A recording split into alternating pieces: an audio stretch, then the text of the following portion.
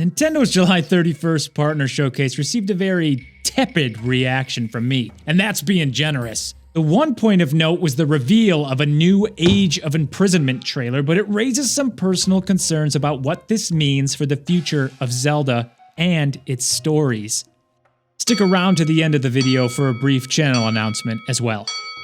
I don't really have a relationship with the Hyrule Warriors games. Did I use the definitive edition to manifest my flamboyant sword wizard power fantasy? Naturally.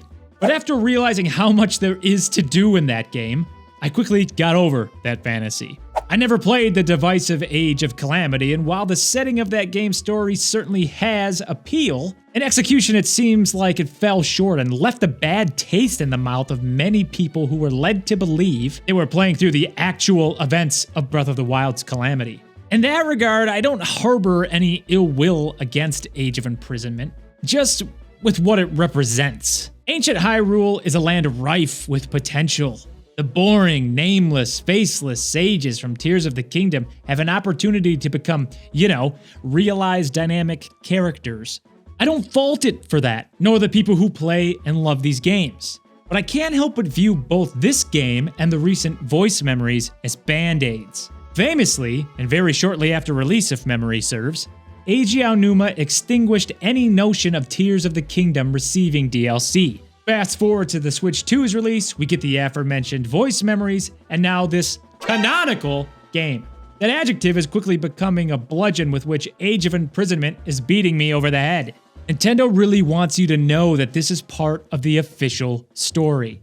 So here's my gripe. Why isn't any of this in Tears of the Kingdom? Would a deeper understanding of Hyrule's past, of its characters from the past, if included, make Tears of the Kingdom a worse game? Dilute its story? I think not, even if the quality of those details is substandard.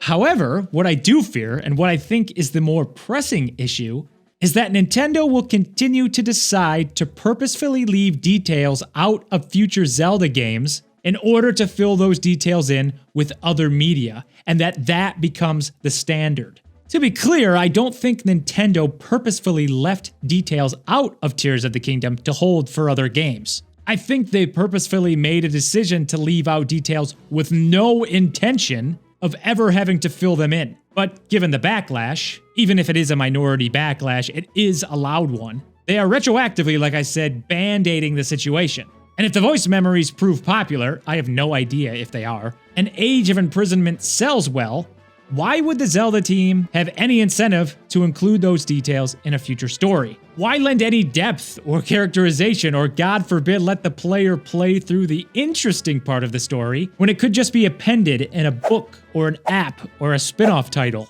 If Nintendo wants to try and salvage any goodwill by making this a canonical story, then what they hopefully learn is that this should be part of the main game in the very first place, not an afterthought that can be fixed in post.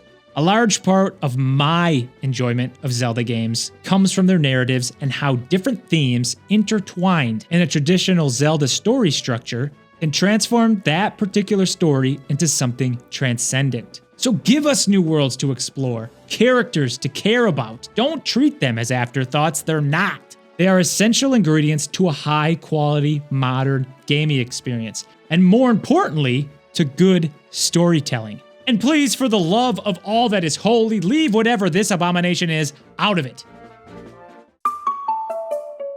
Hey all, because we've reached the arbitrary milestone of 3,500 subscribers, the LBG Discord is officially live. Link in the description if you'd like to continue the conversation about this or other Zelda-related topics, tangential or otherwise.